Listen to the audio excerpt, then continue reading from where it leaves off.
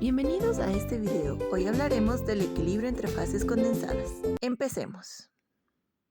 Mi nombre es José Diomedes y vamos a comenzar con una pequeña introducción y algunos conceptos claves sobre el tema para ir introduciendo y entenderlo un poco mejor.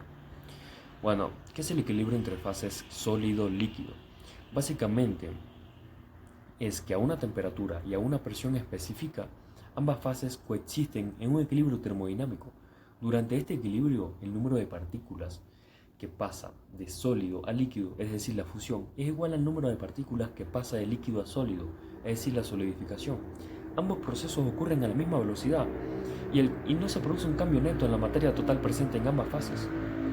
Durante el equilibrio sólido-líquido, el número de moléculas o átomos de las sustancias presentes puede adoptar la estructura de cualquiera de las dos, ya sea de sólido o de líquido, y la energía que se libera por el cambio de fase se equilibra con la energía absorbida.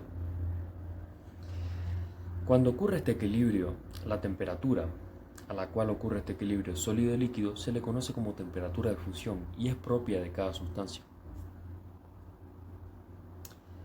El estudio del equilibrio entre fases condensadas es muy importante ya que se utiliza en diversas áreas como la ciencia de los materiales, la geología, la metalurgia y la química, ya que esto nos permite comprender y controlar la física y la mecánica de los materiales que se encuentran en estado sólido o en estado líquido.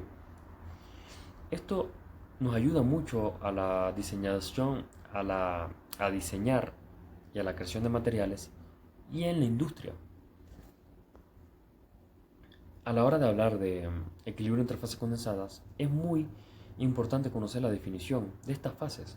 El sólido cuenta con una estructura cristalina y una forma definida, mientras que el líquido no tiene estructura cristalina y fluye para adaptar la forma del recipiente que lo contiene. Mi nombre es Ángel Milingali y el día de hoy les voy a hablar acerca de la fusión y solidificación. Como primer punto vamos a tratar lo que viene siendo la fusión. Podemos ver en el apartado izquierdo una gráfica que nos representa un cambio de fase, en donde vamos desde una fase sólida hacia una fase líquida. A este cambio de fase se lo conoce como fusión, en donde el sistema se caracteriza porque absorbe energía. Mientras que por la parte izquierda tenemos el proceso de solidificación, en donde parte desde una fase líquida hacia una fase sólida. Aquí el sistema se caracteriza porque pierde o libera energía como tal. En cuanto a los diagramas y equilibrios de fase, para la fusión tenemos que el equilibrio se desplaza desde la izquierda hacia la derecha, mientras que para la solidificación es todo lo contrario, de derecha a izquierda, logrando así obtener el equilibrio entre fases. En este caso son fases condensadas, logrando pasar desde un sólido hacia un líquido y de un líquido hacia un sólido y viceversa, recordando que ambas fases, tanto la solidificación como la fusión, son fases inversamente proporcionales. En cuanto a la energía y entalpía de fusión, tenemos la explicación de la energía de fusión y su significado termodinámico. La energía de fusión es la energía necesaria para que un sistema realice un trabajo. En el caso de la fusión, es la energía que requiere para pasar de un medio menos entrópico a uno de mayor entropía, o lo que es lo mismo pasar desde un estado sólido hacia un estado líquido.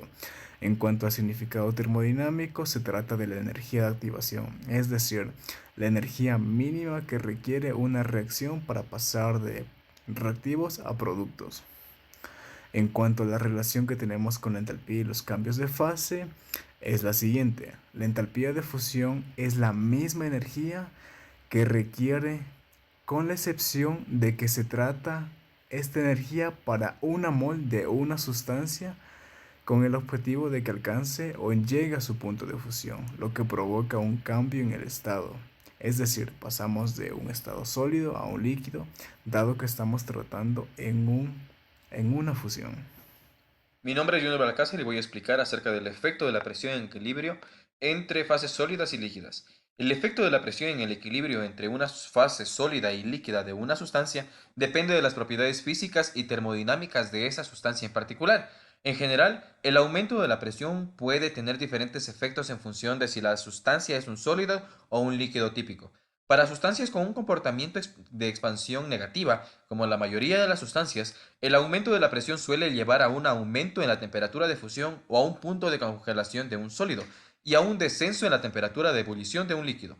Esto se debe a que el aumento de la presión tiende a comprimir las moléculas o átomos en las fases, lo que hace que las interacciones entre ellas sean más fuertes y por lo tanto se necesite más energía para que el sólido se convierta en líquido, el proceso de fusión, o para que el líquido se convierta en gas, lo que es ebullición.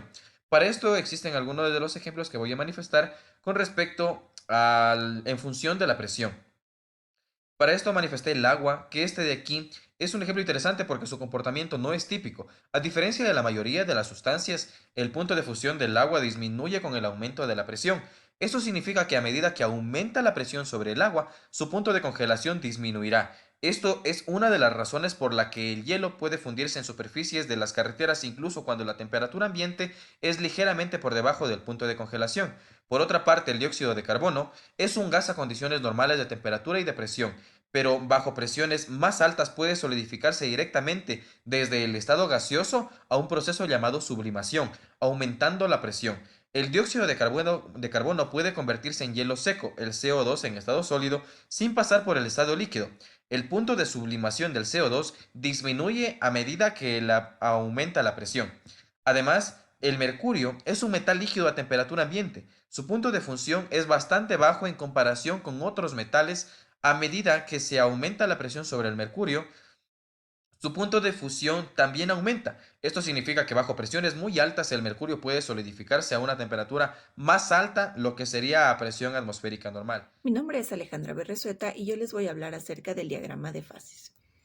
Como sabemos, cualquier sustancia en la naturaleza puede encontrarse en cualquiera de los tres estados, sea sólido, líquido o gas. Esto dependiendo del estado de agregación en el que se encuentre. El diagrama de fases nos permite determinar la composición y estabilidad a una presión y temperatura determinada de cualquier sustancia. La temperatura se encontrará en el eje X, mientras que la presión en el eje Y. Estos diagramas están compuestos por líneas que dividen cada una de las fases.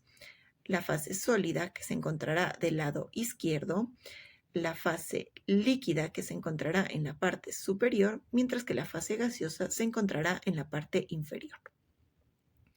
Cualquier punto que se encuentre entre estas líneas se encontrará en equilibrio entre las dos fases, es decir, que tendrá tanto sólido como líquido en su composición. Existe el punto triple, que es el punto donde coexisten las tres fases, sólido, líquido y gas. En los diagramas de fases nos vamos a enfocar en este momento en el diagrama de entre un sólido y un líquido. En este caso, como vemos, este puede tener una pendiente tanto positiva como negativa. Esto será debido a la variación del volumen de fusión, que a su vez dependerá de la densidad del líquido con respecto a la densidad del sólido. Como vemos en el lado derecho, para la mayoría de sustancias, esta pendiente será positiva, es decir, que su inclinación se dará hacia el lado derecho. Pero existen casos particulares como el del agua, en el cual su pendiente será de tipo negativa, como lo vemos en el gráfico.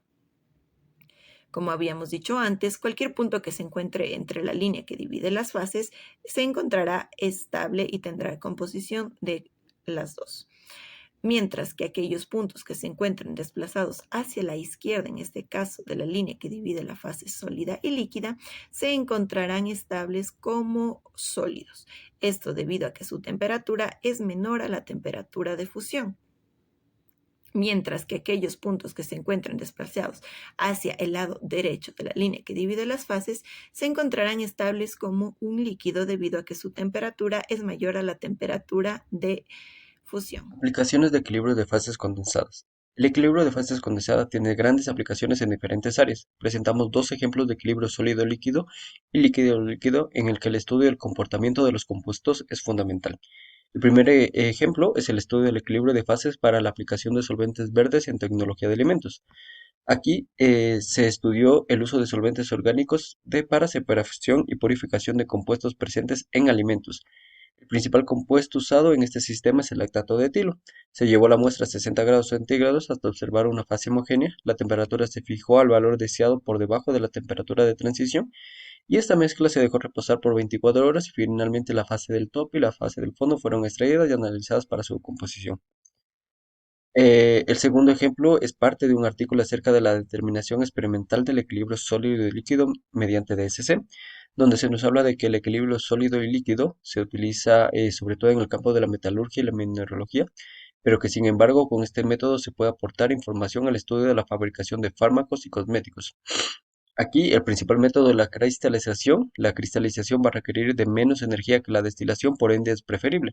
Surge como alternativa para la purificación de sustancias cuando algunos componentes químicos se descomponen después de la ebullición o también para separar isómeros con puntos de ebullición muy similares. Como conclusiones tenemos que se logró estudiar y comprender el equilibrio de fases condensadas, la importancia que éste tiene en las soluciones y cómo su estudio nos ayuda a mejorar el entendimiento de un cambio físico. El estudio de los diagramas de fases es de vital importancia para obtener la información sobre la composición y estabilidad de las fases de una muestra, pues siempre es necesario saber qué cantidad de líquido y vapor tenemos en nuestro sistema. Determinamos que la presión juega un papel importante en el equilibrio de fases sólidas y líquidas. La presión puede llevar a cambios estructurales y moleculares que se reflejan en aumentos de temperatura de ebullición y fusión. Y esto va a variar según el compuesto o sustancia con la que estemos trabajando. El equilibrio de fases va a ser muy importante dentro de campos como la industria farmacéutica y de alimentos, puesto que el estudio del comportamiento de cada una de las sustancias presentes puede ayudar a entender y mejorar los procesos de separación y purificación de sustancias y tener un mejor método más eficiente y más seguro con el que trabajar. Muchas gracias. Este es todo nuestro video. Gracias por su atención. Los esperamos en una próxima ocasión.